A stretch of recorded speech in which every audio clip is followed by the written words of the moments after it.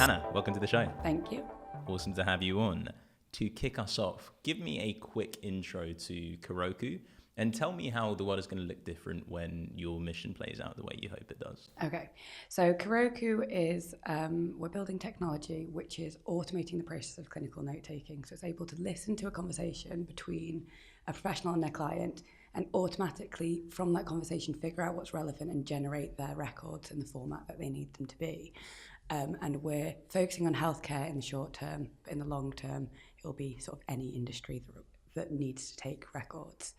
And so how the world will look different with Kiroku, it's just a totally different way of organising information. So if you can, industry by industry, start being able to compile the expert language and how that differs from the conversation that's being had, then it can apply to anything. You can summarise any conversation that you have so that you've got, let's say you go and see a mechanic and you come away and you've got an email saying, oh, here was one option, here's the other, here's all the pros and cons. Any conversation could be broken down like that. And then once you're able to structure that conversation and that information, you can do anything from that information. It doesn't have to be record keeping. It can be reminders, it can be information or education for you. There's loads of things you can do with that. And when you if you allow yourself to let your mind wander, which of the applications are you most excited about? Because obviously you're focusing on healthcare at the moment, specifically dentistry. Are there any particular fields that you think, wow, it would be amazing if we could apply our technology to this? It's actually still just healthcare. It's being able to provide this for all doctors, dentists, because this is such a huge problem within healthcare, how much time they have to spend doing boring admin. And actually, if you free up all that time, they can care for patients, they can have a more empathetic conversation with patients because they're able to actually engage with it better. So it's actually healthcare that makes me most excited. So you actually had first-hand experience of the problem that you're trying to solve, right? So tell me a little bit about what your day-to-day looked like when you work as a dentist, you were seeing lots of patients, and tell me how you were starting to think about that. Okay, so yes, I worked as a dentist and I worked in practice doing NHS and private work. And what it was like, so as a dentist, you're paid a proportion of what you do in a day. So if you see 30 patients in a day, you're going to make a lot more money than if you just have a really poodling, chilled 12 patients a day. So you do cram it in. And so you're seeing, I was seeing about 25, slightly over that patients a day. And it's in, out. It's really quick, particularly if it's NHS work. And so you're seeing a patient, you're having this conversation, you're trying to write up your records whilst they're in the chair. So quite often I would be giving them information about how to look after their health whilst I was typing. So you can imagine, I barely knew what I was saying. I was doing it by rote. I was doing it because I was ticking boxes and that, I had to give that information, but I wasn't paying attention to it. And then at the end of the day, I was sat there writing up records. And it meant that it was just a whole really, really stressful process for me. And then what's more than that is I, as a dentist, and I know that doctors as well, also were given constant lectures about the amount of detail that they should be including in their records, that they weren't including enough, that they needed to include all of the information that they had said. And it's just this really stressful, you're stuck between a rock and a hard place because you don't have the time to do it, but you know that you're going to get in trouble if you don't. So you're trying to make that balance. And so how I started thinking about that, I came to EF with lots of things that annoyed me about healthcare. And I hadn't just worked in practice, I'd also worked in hospitals as well, doing dentistry, but within a different environment. And it was just that I could see that all of my colleagues were very intelligent people, and I couldn't figure out why they weren't more frustrated by how inefficient some of these processes were. And I think that was probably the point that got me thinking about how you could apply technology to it. So what made you apply to EF in the first place? And did you have any doubts in your mind about whether you were going to be the good fit for the program? How were you thinking about it? Yes, definitely. I did the application. So I think I actually applied for EF 7, but really towards the very end of it. And because I was, I think, a little bit more of a unique application, particularly then they weren't sort of promoting the domain, product, the different edges. So I just thought, I probably shouldn't be applying. So I did the application and then they said, oh, you've got through these rounds, but we're just going to bump you to EF8. So mine was kind of a bit of a drawn out process. And No, really, really did not think that I would be a fit for it. I did not see how a dentist would fit in this like really techie situation. But I knew I had an idea, and that's what I presented. I had this one thing that I'd been working on then, and I built something and I'd been testing it with my patients. So I think I had something a little bit more concrete to apply with, and that gave me a bit more confidence.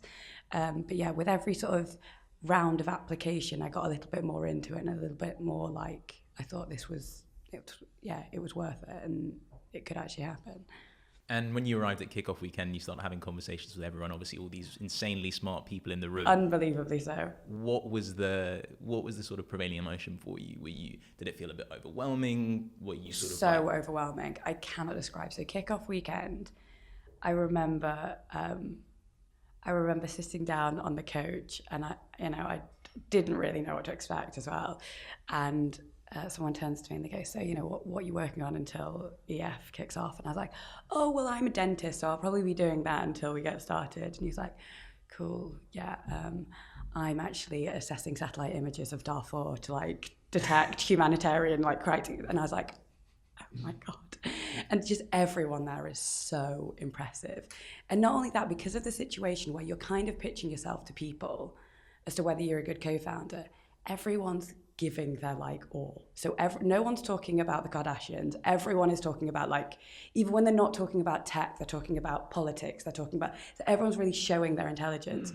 Very overwhelming situation, but like so interesting and so switching on your brain. So I found it overwhelming. I came away just exhausted, but really excited to be starting EF. And once you got started, how many co-founders did you sort of have to go through before you found Jay? And when or how did you know that he was going to be someone that you wanted to work with? Okay, so I didn't even know what NLP was when I started. So natural language processing, an area of artificial intelligence. I'm sure everyone who's doing EF knows that, but I didn't know that before I started.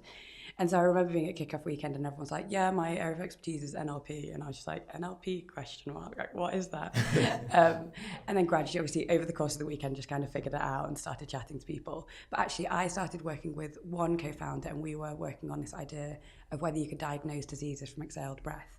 And we started working on we chatted at kickoff weekend, started working together on the first day of kickoff week.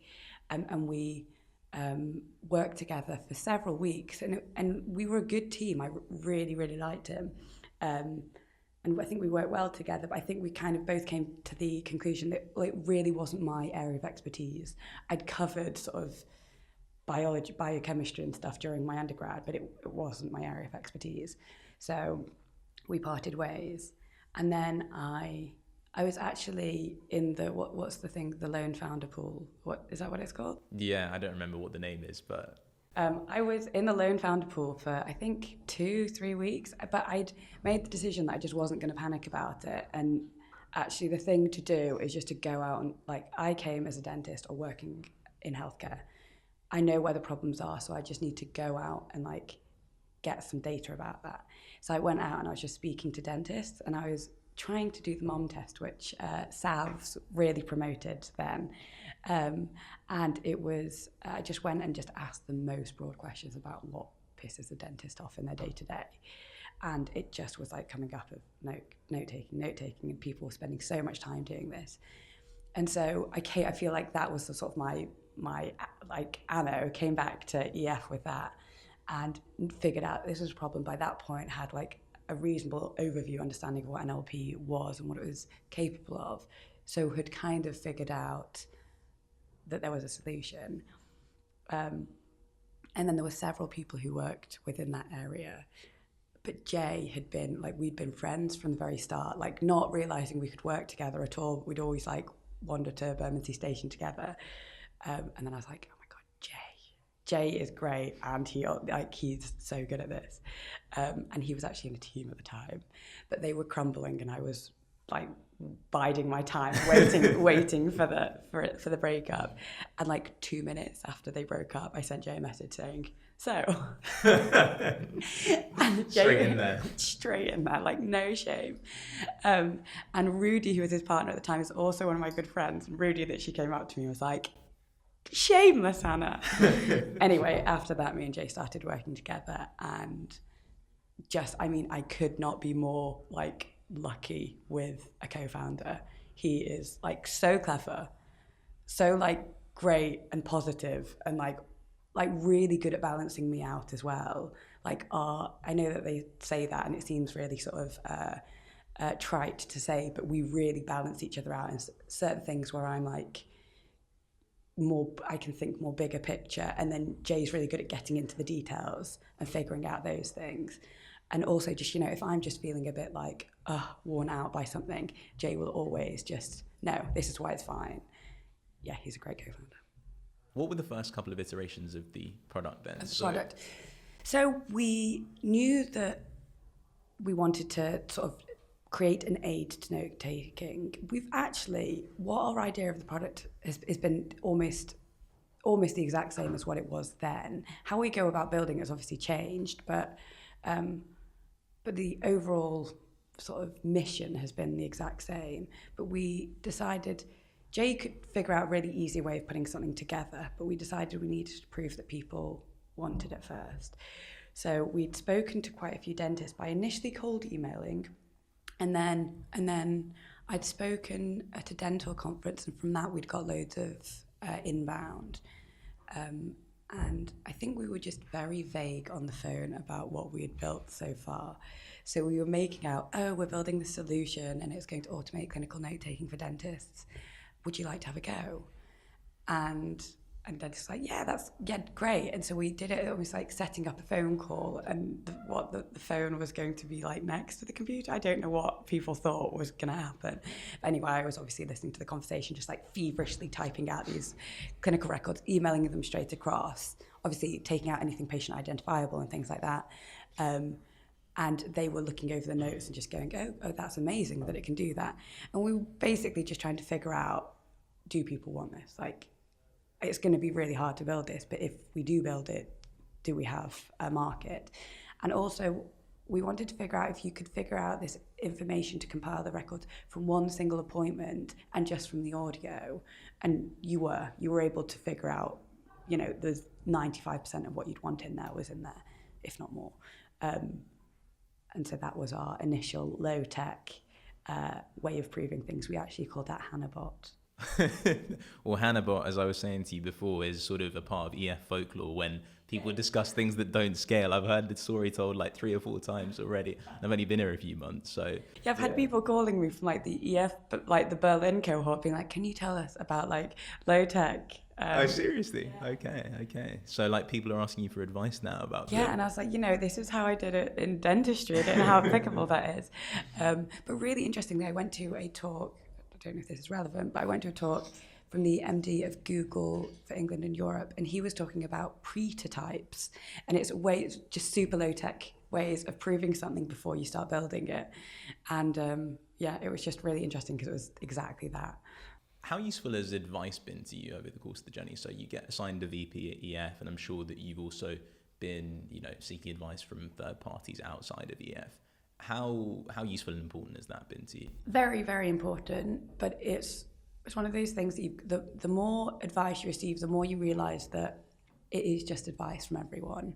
And some will be more educated advice than well-intentioned advice, but not everyone quite knows everything you know about your business. You do need to take it occasionally with a pinch of salt. And I think when I started, I took all of it as fact, which isn't a bad thing. At that point, I probably needed to. But I think the more I've gone along the journey and the more advice I've received, the more you realise you can take bits and pieces of it. You don't have to take it all. So how do you think about decision-making in the context of running your business? Obviously, we're living in a data-driven world. It's important to take the insights that you have in front of you, but a large number of good business decisions also come from the gut. So how do you sort of think about the decision-making process in the day-to-day? I suppose in the earlier parts, you don't really have that data yet. So you have to rely on your instinct, and actually relying on it at that stage allows you to kind of hone it and kind of figure out what feels right and what doesn't. I think when you've got the data, you should pay attention to that. But sometimes, despite that, there's been certain situations where me or Jay, for whatever reason, have made a decision, And so there's been a situation where Jay was like, I feel really strongly about this. And I've just been like, okay, let's go with your gut on this one. And so I think you have to weigh it up. But I think if you've got data to make decisions, you should follow that. You'd be a fool not to. But then there's situations where you don't have that. And on that specific decision you just mentioned, was it that the data was pointing in the other way and Jay was sort of like confident that the opposite direction was the one to go in? Or was it just a very strong sort of felt sense that, you know, this was the proper course of action to follow? Yes, I think it was more he just had a gut feeling to avoid doing it. There wasn't really a huge amount of data. It was a weird thing to have such a strong feeling about. And so we were like, okay, let's go with that. And it's proven, yeah, good. So I'm glad that we did follow Jay's advice on that. But me and Jay have a system, which is if you really care about something, you've got to be like, you've got to scale it out of 10. So if you're like, no, this is 10 out of 10 important to me. And so I'm like, well, it's 2 out of 10, so let's go with your gut on this one. And that is a really good way of just kind of figuring out, because sometimes you argue for things because you feel you should, whereas occasionally if you're like, no, this really is critical in my mind, that's a good way of communicating that, I suppose. Yeah, a case of picking your battles, I guess. You have, over the last few months, done a couple of really big pitches. So the EF Demo Day pitch and also pitch at the Palace. Yes. How did your pitch at the Palace change after the experience of the EF Demo Day pitch? I was calmer. Like with each, and I've done quite a few other pitches actually, not for investment or anything, just talking about either dental conferences, Jay did one at technology conference, just talking about what we're doing. But it's just, I mean, the thing with public speaking is the more you do it, the slightly calmer you get, I guess. So my pitch was actually pretty similar when I did the pitch at Palace one, even though a fair amount of time had passed. But we just updated the things that were different. But it was just, I think the process of it was just a lot. I was a lot more confident when I did the pitch at Palace one than when I did EF Demo Day. But I mean, that makes sense. It was the first time I'd stood on stage and spoken about what we were doing. Sure, like you said, it's a skill that definitely needs to be developed with practice. So is there anything that you say other than practice to the current founders on the 10th EF cohort in London, the 3rd cohort in Singapore, who are moving towards that kind of demo day landmark? Anything that they should do in the preparation process, anything they should do on the day? I think the advice that EF gives you is actually just really good in that giving you, I mean, I personally didn't like the arms. We were still a demo day that had the big arms. And the 1, 2, 3. And the 1, 2, 3, yeah. The famous EF 1, 2, 3. Yeah, I definitely had a 1, 2, 3. I think I had 2 actually. And so, but I can still see, the benefit of doing that on a big stage like that. But apart from that, the coaching and the level of detail that has gone into in practicing and perfecting your pitch, I just found really useful. So you do feel very prepared by the time you get up there. And if you forget when you're up there, it doesn't matter. I mean, I did. I had a moment when I was like, oh God, what is my next line? And it comes back to you and it flows on. I think that's what you live in fear of that moment. And it's not that bad, so it's fine. Did you find the sort of clarity of message that you had to develop through refining that pitch over and over and over again helped you when you were talking to investors or potential people that you wanted to hire? Was it useful in that sense as well? Yes, definitely. Really, really good. Because, I mean, and the fact that you're forced into the situation where you've got to start sort of articulating what you're doing in a really concise way, yes, it's super useful. In any time that you talk about it, I'm sure lines from the demo day pitch will come out of me. Yeah, definitely. So you mentioned that you're bringing on 3 people now in summer to sort of start building out the product. How have you been thinking about those conversations during the hiring process? What kind of character traits are you looking for? What sort of questions are you asking to see if these people are going to be the right fit for working at Kiroku? Yeah. So that has been something that obviously me and Jay don't have any experience of hiring people prior to our first hire. So that was something that we really took our time with because we didn't want to get it wrong. We had lots of different conversations. We had like technical conversations. We had separate ones that were just us chatting, just to try and break down the interviewee environment. So you could kind of just see what the person's like themselves. But there was a few things that are really important to me and Jay in that I suppose our culture, the embryo of our culture is forming, which is that we have a really transparent and open relationship. And if anything, if you haven't done anything, you just say it. If you found something hard, you just say. Never trying to sort of sugar that pill or anything like that. And so that was something that was really important to us. And we spoke about that. So I suppose trying to figure out that they were aligned in that respect. But then equally, so Toby, who is was our VP during EF, also gave us the advice, you've got to be really, really careful that you're not just selecting for people who are like you.